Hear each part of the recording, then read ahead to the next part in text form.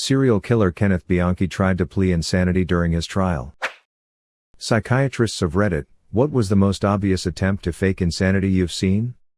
Had a mother come in and insist that her child had Silver-Russell syndrome. You can go read it. It's not that easy to fake, as it's a bunch of metabolic conditions mixed with congenital abnormalities. The kid was small, but not that small, around 6th percentile. He didn't weigh much, 5th percentile. All of this, with a right arm length 2 centimeters more than the left side, were borderline criteria for Silver-Russell. Did genetic testing, which came back negative, but 30% of cases are negative. So the deciding factor was one of the soft criteria of hypoglycemia. Once she heard about this, she printed out 30 to 40 articles on the disease. She came back with the kid in a coma. But when the kid was in the hospital, he was never hypoglycemic. He went home and came back in a coma a few weeks later. Again, as soon as he was eating normally at the hospital, he was never hypoglycemic. She starved her child into comas repeatedly for the diagnosis of Silver-Russell.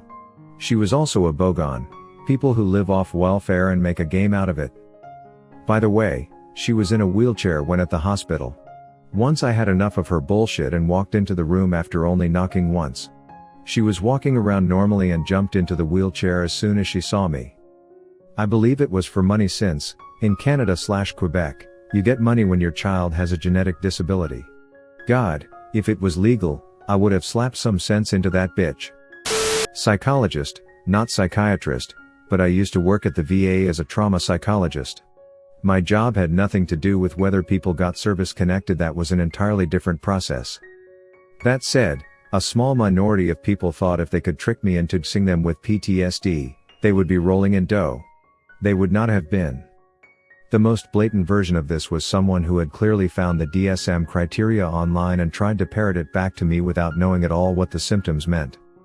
At one point this person told me they have hypervigilance. When I asked them to give me an example, they looked like a deer in the headlights. I want to stress how small a minority of people this was. Most people I worked with, 1, really did have PTSD, 2, were extremely distressed by it and had it affecting their lives immensely, and 3, wouldn't actually file for service connection because they didn't think they deserved it. I think veterans get a lot of flack for filing spurious claims for service connection, but on my side, it was a very, very small minority who were trying to pull one over on people.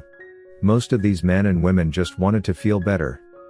Did a psych placement as a student and was in a discharge meeting with this homeless guy. He was brought into the hospital because police had been called as he was threatening to jump off a bridge.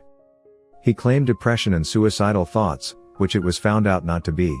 So he said he was hearing voices, which was also not true. Dude was just desperate to have shelter and food. Sad case. I am a psychiatric nurse. We used to have so many malingering inpatients. Homeless. Come in suicidal. I would not get out of bed for days except for meals. No participation.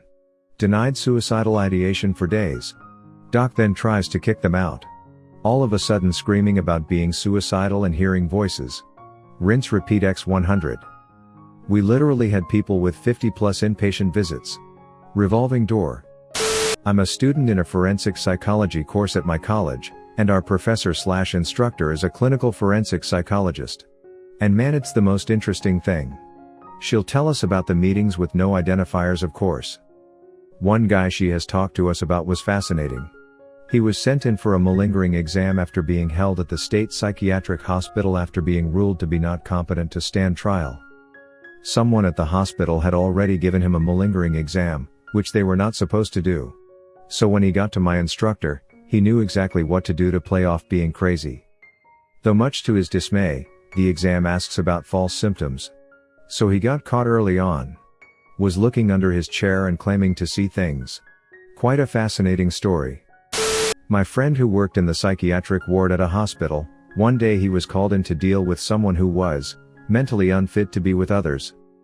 He comes in, finds a 50-year-old woman running naked through the hallways with security guards chasing her.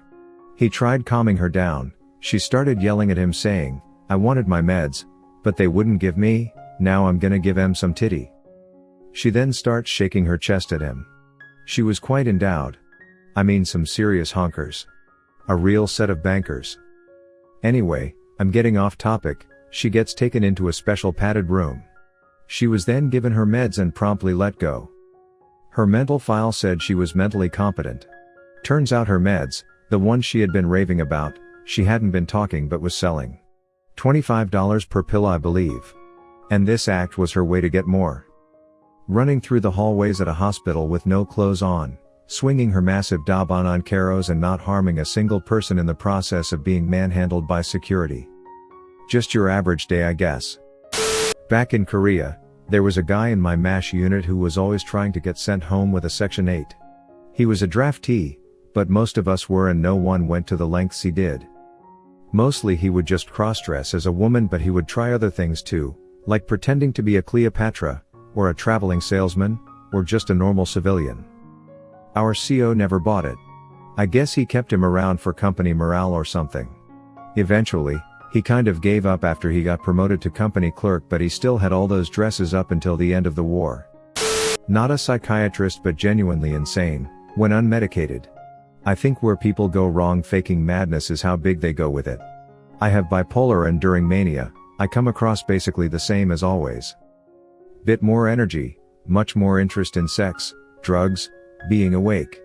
I think the government has my flat bugged and someone invisible keeps breathing into my ear, but other than that we good, let's do shots. Insanity rarely looks like it does in movies. I know this will get buried now, I'm way too late. But I have psychosomatic blindness, I'm partially sighted in my right eye, blind in my left, I've had a guide dog and use a long cane everywhere. The amount of people trying to fake blindness for benefits is just unbelievably way too high. And I, unfortunately, got the tail end of that frustration among the ophthalmologists treating me. I've been laughed at, mocked, asked whether I wanted to see my children grow up. My husband left his job in October 2018 and it was one of the worst Christmases ever. You try to explain to a 4-year-old why Father Christmas can't come this year, even though yes, he has been perfect and Santa does love him so. The guilt that rebounded onto me from that and the trauma of losing my sight meant by that April I was on suicide watch and under a crisis team. That was a year ago now. When I was 14, I'm 28 now, I was abducted, tortured and raped for over 4 hours by 2 brothers at a Halloween party I was way too young to be at but had insisted on going to. I suppressed everything that was done to me so much that I developed my psychosomatic condition. I've been seeing a psychotherapist twice a week since my crisis and have come a long way. But being treated like a criminal, like some kind of fraudster when your life is just fucked, it hurt a lot, and I don't think I'll ever heal from it. I still have family members who think I'm lying because they can't understand my diagnosis. For a while, I told people I'd had an eye stroke in my sleep, but now when people ask I tell them the filtered down the truth. Because I am the walking poster child on why you should not bottle things up. I had a lady who loved the attention. She thought she was crazy and had dissociative identity disorder, think the movie Split. Actually, now that I think about it, I saw her around the time that the movie came out. She claimed to have many different personalities, one of them where she regresses into a 10-year-old boy named Billy. Anyways, this lady started screaming, tantruming, throwing herself on the floor. Nurses were trying to control her without giving too much attention and feeding into it. She then saw the medical student and the patient told him, "Tell Dr. Macaroni and Sneeze that Billy is out now." She said this incredibly clear and concise, not in a whining 10-year-old tone she was switching in and out of. I've got a laundry list of issues, and for the longest time I refused to go get tested for fear of being committed, but more so because I was worried the psychiatrist was going to think I was faking, and for some reason that scared me the most. A serial killer named Kenneth Bianchi tried to plead insanity during his trial until the prosecution's psychiatrist did this. At his trial, Bianchi pleaded not guilty by reason of insanity, claiming that another personality, one Steve Walker, had committed the crimes. He convinced a few expert psychiatrists that he indeed suffered from multiple personality disorder, but investigators brought in their own psychiatrists, mainly Martin Orne. When Orne mentioned to Bianchi that in genuine cases of the disorder, there tends to be 3 or more personalities, Bianchi promptly created another alias, Billy. I worked as an on-call crisis worker in a community hospital, responding mostly to ER calls. A chronic patient with a borderline personality disorder diagnosis presented with behavior that did not warrant an inpatient hospitalization, despite wanting it. When I was getting his discharge instructions together, He left the exam room he was in and found a cleaning cart and sipped some cleaning solution.